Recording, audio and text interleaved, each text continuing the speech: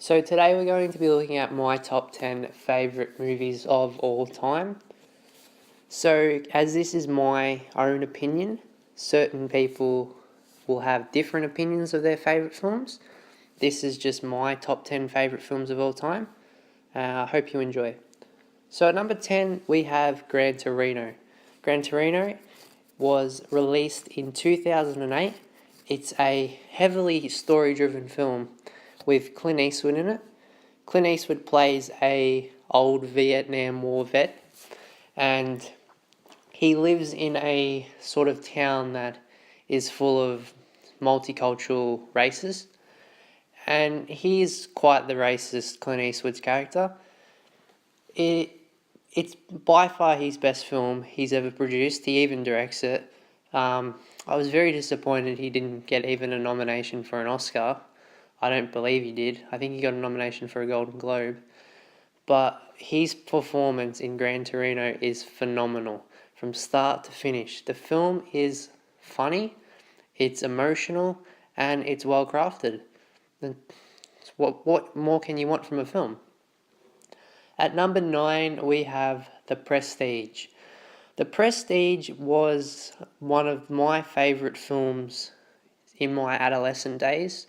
So in year 11, it was probably my favourite film because I saw it when I was in year 11. I just saw it on Blu-ray. I rented it from one of my family members, and I was blown away of how good quality The Prestige was. Basically, The Prestige it's a Christopher Nolan film that is set between two people's perspectives. So you got Hugh Jackman, he's one magician, and his rival is Christian Bale. Now, basically, it's a massive film about magic and sort of the means to transport things and just all this crazy science sort of fiction stuff. But it's also got one of the biggest twists. Like, this isn't a spoiler, but just beware that one of the biggest twists in a film. It is fantastic from start to finish. The runtime is a bit long, but it paces extremely well. It develops characters very well, which is what you want in a film. And overall, this film it's in my top 10, so I think it's a classic.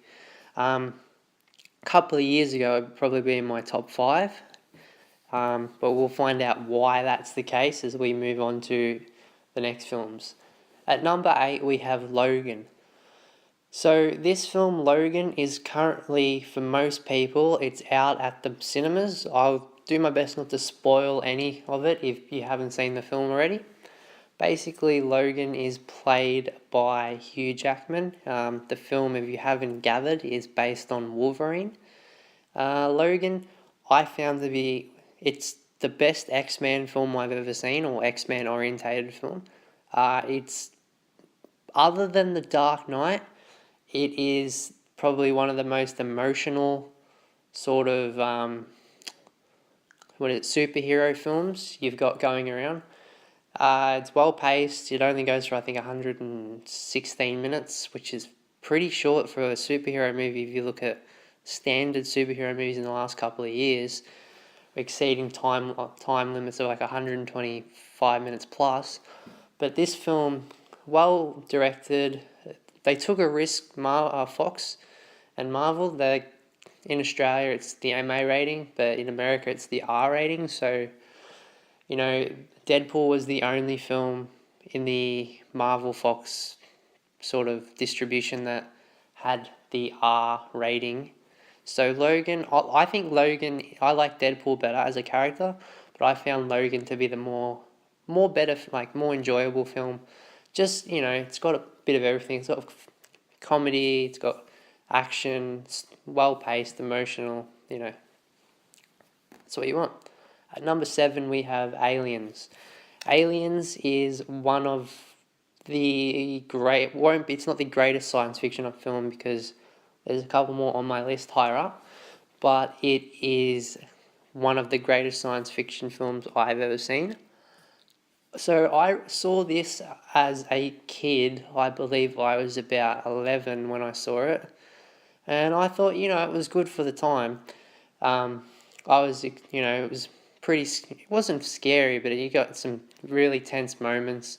It's obviously not as scary as Alien, the original, but I had a second viewing. I hadn't seen it since I was 11. I had a second viewing a couple of months ago, and I have to say, I was blown away.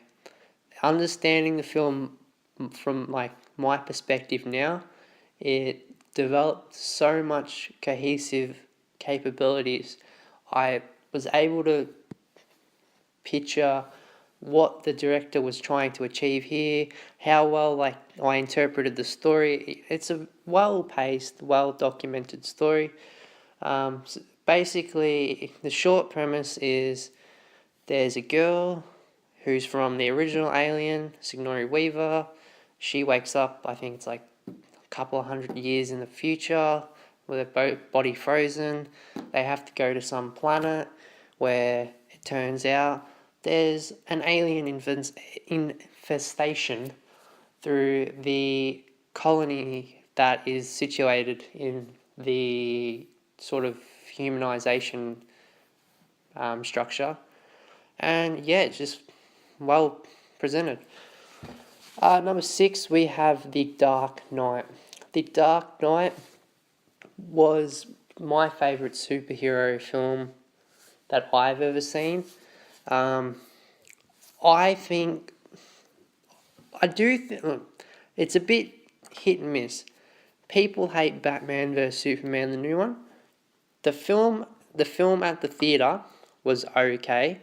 If you saw Batman vs Superman, the Ultimate Edition, which is only on the Blu-ray, where it adds the extra, I think it's 40 minutes, it paces so much better.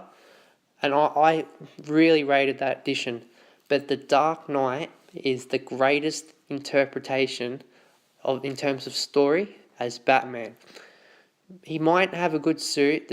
I think the suit's putrid in the Nolan franchise, but it's the story, the action is what drives The Dark Knight. The Joker steals the performance. What more can you want? That's my favourite superhero film I've ever seen. Number 5, we have Sicario. Sicario was directed by Denis Villeneuve. This was his follow-up film after Prisoners. I did rate this film. Some people probably have never seen it.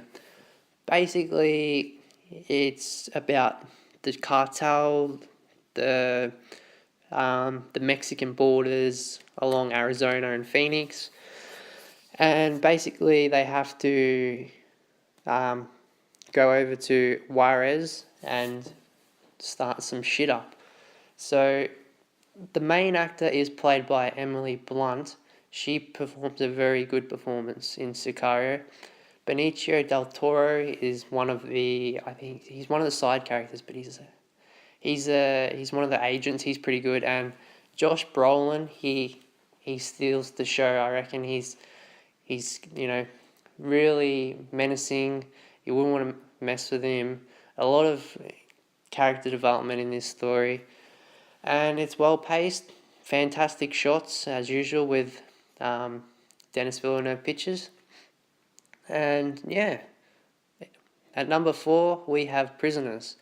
Prisoners, I'm not going to touch on much of it, as on my channel I've got a review of Prisoners. I'll just say, well presented film, many twists and turns. Jake Gyllenhaal and Hugh Jackman should have won Oscars or should have got nominated. And yeah, at number 3 we have Star Wars Empire Strikes Back. The story is great.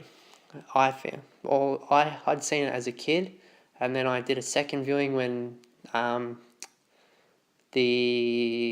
Rogue One, Force Awakens came out. They were showing them on TV.